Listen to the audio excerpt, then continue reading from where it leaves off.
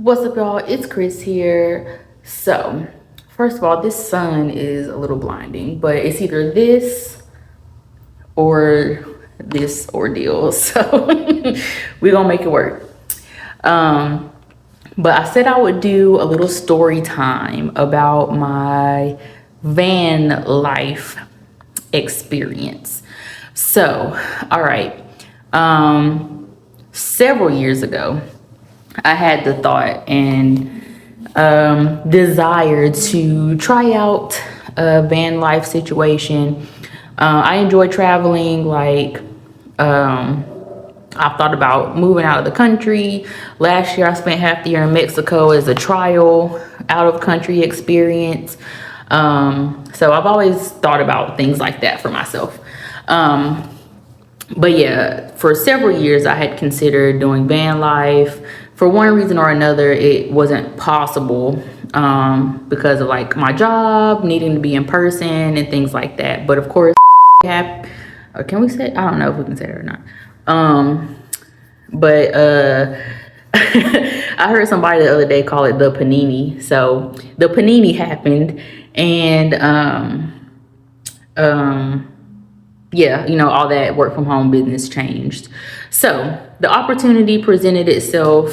I had a Prius, so we'll start there. I had a Prius. So for those of you that don't know, Priuses are pretty spacious. You know, they're a hatchback style vehicle, so they have a lot of room, a lot of room in the back. Had some issues with the Prius. I'd had it for a while. And also living in Ohio, I didn't take care of it quite the best with all the snow and everything. I did what I could, but my best wasn't good enough in that situation. Yeah, so I ended up getting a new vehicle, a lot more space, like a lot of space that this vehicle has in the back, which of course, if I was gonna do a road trip, that was important to me. So I get to the point where I'm ready to rock and roll. So I was living with my parents. I lived with them a little over a year. Let's see, in December, I wanna say I left right at the end. I'm like, what date? Maybe the first week of December or something like that. But let's see, a little over a year I lived with them. And my dad had a knee replacement and was having some issues with his recovery. So I was helping with a caretaker type situation there.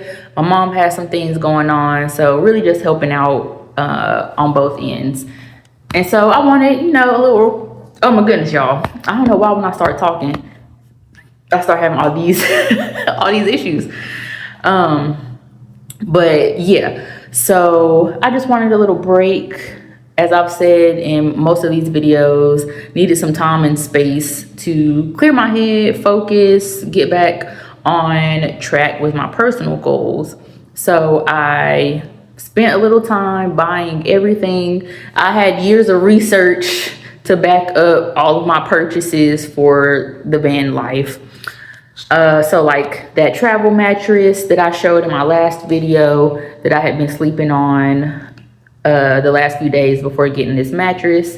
Things like portable battery packs, portable fans, portable heaters, heated blanket for your car. I even got a air purifier, a mini air purifier for my car. The blinds, the little curtain section dividers, everything, you name it. I was ready to go. So I started off because I had a little anxiety about really hitting the road, doing this thing. So I booked an Airbnb just for a couple of days to solidify my commitment to getting out the house. You know, at that point, we put money on it, so we gotta go. So I put my made my reservation for the Airbnb, drove to Charlotte. So coming from a little north of Atlanta-ish area, drove to Charlotte. That was like the closest major area outside of like Chattanooga. But yeah, drove to Charlotte. I'd done a lot of research because I knew that I wanted to move at some point soon, whether that soon was like a year out after doing some travels or two. I wasn't really on a timeline, which is something that I have adopted over the last couple of years, I would say, trying to be a lot more flexible in my thinking and my being. I will set out a plan for something or an intention, but not so specific where it's like, okay, I'm going to this place on this date, staying there for this amount of time. I really allow myself the freedom to move in a way and with the timing of what feels right. So if I go visit a city and I want to stay there for a month, I do. If I get there and I don't like it and I want to leave after a week, that's what I do too. So no really strict plan there. But I said that to say that I was doing a lot of research on different cities and trying to see which places met the criteria that I was looking for. So there were a couple of North Carolina areas that I was going to look into. Charlotte, I was on the fence about. But when I got to Charlotte, I wasn't super crazy about it. I did my first 2 days at the Airbnb, and then it was time to rock and roll, car, van life, let's go. Very quickly realized that was not it for me. Sorry, y'all, I keep moving. Now the sun has gone down behind the other building and this glare on my glasses is kind of bugging me out. But even when I first got to the Airbnb in Charlotte, I realized that I was more or less exhausted. Like, I think I was really eager to get away just so I could think and be in my own space for a moment. And in that moment, I realized I really just needed to get situated and be settled and be in one spot. I am very much the kind of person who I need a clear space. Like, my space needs to be organized and orderly for me to like function the way I need to and have a clearer train of thought. So realistically speaking, living on the road, and I'm a therapist, coach, life coach. And so it wasn't the most ideal setup, which I also quickly realized, as far as me being able to work and trying to get new clients and all of this type of thing and just staying organized. So like, for example, I was doing my work in like Walmart parking lots, and it was so, but one of the things about it is a lot of places now have security patrol. I think people living in their cars has maybe not always by choice for the novelty of it, but it definitely, the amount of people doing it has increased. And so I've noticed that a lot more places have up signs that say no overnight parking. And there's a lot more places that have security surveillance. So even just sitting in Walmart parking lot, every hour there was a security person driving by. And, I figure there's only so many times I can park here before it's obvious that I'm camping out. Which, needless to say, would be super inconvenient if I'm in the middle of a session and somebody comes knocking on my door talking about, you gotta move. So that part was pretty stressful. And then just trying to find somewhere to park. So I didn't want to stay in one spot to do my work all day. So I would spend the first half of the day in one parking lot, and then the second half of the day go to a different parking lot to finish off my work. And even doing that, it was just a lot of moving around and a headache. And I'd get to my second destination, and of course I still need to eat dinner. So most days I finish working around usually somewhere around 6 p.m, 7 p.m. So with this time that we're in right now in the winter, it's dark. You know, 5 o'clock, 5:30, it's dark outside. And so I'm trying to do my work in my video sessions with the flash, or not the flashlights, but I bought some hanging bulbs that you could hang from like the, what is it? You kind of, the support bar that you grab when you get in and out of your car. I was using those for a light source. But after a full day of work, I gotta go get something to eat. I hadn't made it to the point of having a burner or anything in my car. I didn't want to do all that until I got past the initial stages of comfort just being in my car in general. So I was, you know, going to like Wendy's, wherever, to get dinner. Which that was a thing in and of itself.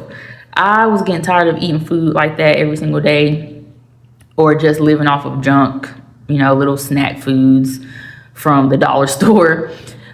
And after getting my food, I would need to find somewhere to camp out for the night. That was also a headache. Being in a new city where you aren't familiar, for me, I do have some driving anxiety, and I can get overwhelmed when I'm not sure like where to go, trying to follow the GPS and kind of those last minute turn left here, turn right there, or a lane that you think is going to keep going straight turns into a turning lane, and you've got people on your tail. Somebody honked their horn at me because I was trying to figure out which way I was going, pulling out of a parking lot. So it was just a lot. That was a lot of stress, and doing that every single day to find a place to sleep, because you don't want to keep sleeping in the same spot, because then you can become a target if somebody sees that you're there every day living in your car. So that was another stressor that I really did not want to deal with. In the dark, driving around in an unfamiliar place, trying to find a place to sleep every night. Now, where I ended up sleeping was in the Quick Trip parking lot, which all in all, it was fine, but I had the fright of my life while doing so. So I get there, one of the nights I get there, I set up shop, hang my little curtain, privacy curtains and all that. I'm in the back, you know, got my little pajamas on, my bonnet on. We about to go to sleep. It's about 12, I think 12 something at night, and I hear a loud thud, and it sounds like it's somebody right on my car. And I wake up in a panic. I'm freaking out. little buddy's freaking out. And I'm thinking, who is trying to get in my car? Oh my God, you know. Well, fast forward. What I didn't realize, where I parked was in a corner, kind of tucked away, and there were trees next to it.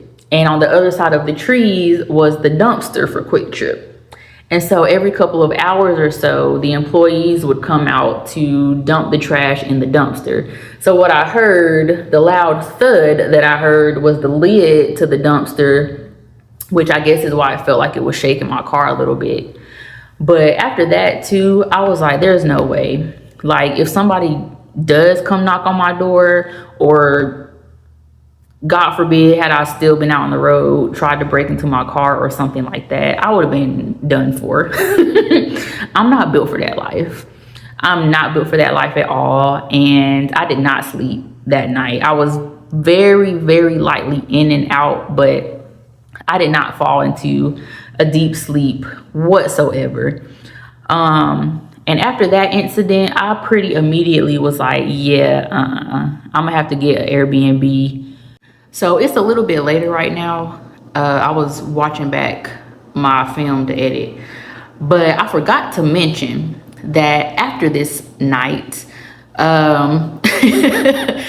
when I got on my first video session call the next morning, I have been scrambling all morning trying to get situated. I log into my video and my client goes, "You look tired." I was like, I didn't say it out loud, but in my mind, I was like, "'Cause I am. I didn't sleep. I did not sleep last night." So also not a good look. And something else that I forgot to mention that was a challenge was keeping all my devices charged. Obviously, I'm on my phone or whatever device I'm using. I'm on it for several hours a day doing my video calls. So I need a lot of power between my phone, iPad, laptop, whichever. I need power to do my job. And so even though I had a few battery packs, it was still difficult keeping everything charged all day. And the only way that I had to charge my battery packs was my car. One of them was solar powered. I think my big one was solar powered too, but I didn't have the solar panel. I think that was an additional purchase that I would have had to get. So yeah, I had to leave my car running for several hours to charge my devices up every day. And that also was just no.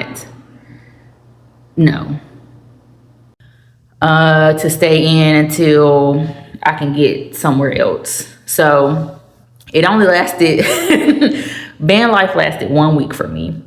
And I will say this, a part of the reason why it only lasted 1 week is because my brother was participating in a Christmas parade. And so he asked if I could come with him to be on the float. So that weekend just so happened to be a week from the day that I left to start my road trip. So after the week I went to his house and I was like, yeah, no, the road trip is over. Because I had a whole plan. I was about to go visit all these people over here, there, and everywhere. But I was like, yeah, no, I'm tired. I really don't feel like doing all this driving. What I really need is to sit my behind down somewhere so that I can focus, so that I can breathe a little easier. And then from there, I can go visit people kind of one by one, as I can, when I can. So yeah. That was my experience of van life. Kudos to y'all who do it. I think it maybe could have been a different experience if I had a different job. But with the job that I have, it really was just not ideal. Not ideal at all. And I thought I could kind of fix it up a little bit as far as my background. But having to do my sessions and you can clearly see I'm like sitting in my car, I was like, I don't want to do that. Do not want to do that. And thank God for my clients. Like, y'all are amazing. But because I told them I was taking a trip, whatever, and they were like, okay. But yeah, I don't want to look dusty and unprofessional because we got an empire to build. And that's, part of next year, I'm really working towards expanding my business. So it wasn't right. It wasn't right, but I'm glad that I did it. I very much am the type of person who, when I say I'm going to do something, I'm going to do it. I'm going to do it. So the fact that was something that I wanted to do for so many years and I took the plunge, I definitely feel like it is out of my system now. I have no desire to live in my car and go on a road trip ever again. A road trip is one thing if I'm going to just like a couple destinations maybe and have, 2 weeks off to just do the road trip, maybe on an RV. But like I said, I don't like to drive like that, but I am a perfect passenger. I love hopping in as a passenger. I will stay awake while you drive. I will talk to you. I got you. If I can just sit and ride most of the way, I'll drive a little bit. But if I can ride, I love like family road trips, friend road trips, where we're all together. I'm a very communal person. I love being with friends and family, spending time together. So yeah, under different circumstances, I think it would have been great. But riding solo, it was a no-no. So that's how we ended up here. I went to visit my brother and the conversation came up as far as me looking for a place to live, thinking about moving. And And that was pretty much it. It was suggested like, hey, why don't you consider living here? So I went and looked at a place. The first place I looked at, I really liked it, this place. And a week later I had some keys. So that's how we got here. That is how we got here, and that is my van life story. So if y'all have some questions, put them in the comments. But like, comment, subscribe, all that good stuff, and we'll see you in the next one. Peace.